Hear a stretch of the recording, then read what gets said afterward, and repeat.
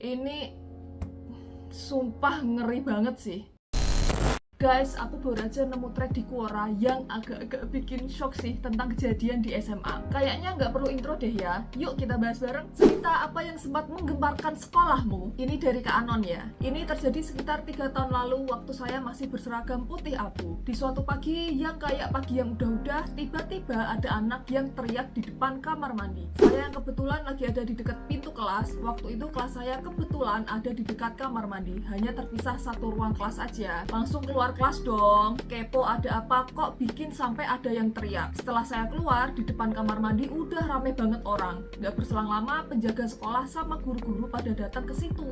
Murid yang lagi berkumpul di depan kamar mandi disuruh bubar terus masuk ke kelas masing-masing. Saya yang gak tahu apa-apa dan masih kepo, masih nunggu di depan kelas. Kali aja ada yang lewat bisa saya tanyain ada apa. Belum sempet saya nanya orang, saya sama teman-teman yang ada di luar kelas udah disuruh masuk sama guru. Gak berselang lama ada pengumuman yang diumumin lewat speaker kelas kalau semua murid cewek harus masuk ke kelas masing-masing. Dan yang cowok nunggu di luar. Ada apa sih?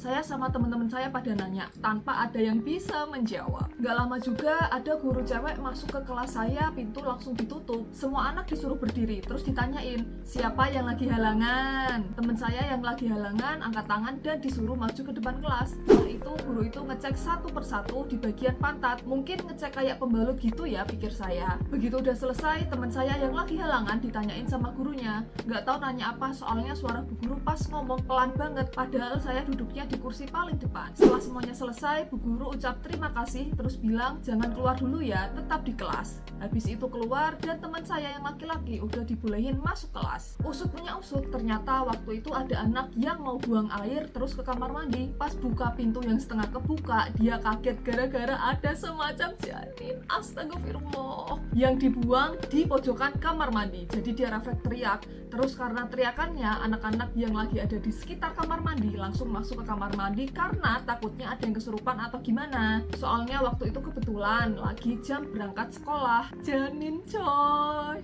Saya dengar dari penjaga kantin yang suaminya itu pak penjaga sekolah yang di bagian depan alias yang bagian kamar mandi itu. Di sekolah saya itu penjaga sekolahnya dibagi jadi 3 bagian. Beliau bilang kalau pas bersihin pagi ini dia nggak lihat ada benda apapun yang mencurigakan. Makanya suaminya kaget kalau tiba-tiba ada itu. Guru-guru saya pada tutup mulut. Katanya sih anak yang buang janin itu udah ketemu siapa orangnya. Tapi emang dirahasiakan dan anaknya tetap sekolah kayak biasa karena dia juga udah kelas 12 angkatan sama saya. Oke, kalau aku lihat Kak Anon ini posting ceritanya 4 tahun yang lalu ya, dan dia bilang kalau kejadiannya itu 3 tahun yang lalu. Jadi aku simpulkan aja ya, kalau kejadiannya itu udah 7 tahun yang lalu, yang berarti di tahun 2017. Di tahun 2017 itu kayaknya medsos memang belum seramai sekarang, dan mungkin TikTok itu juga belum ada di tahun itu, iya nggak sih? Jadi berita ini nggak gampang jadi konsumsi publik, dan aku salut juga sih sama sekolahnya yang merahasiakan identitas siswa yang melahirkan ini. Jadi mental dan masa depannya itu masih terjaga.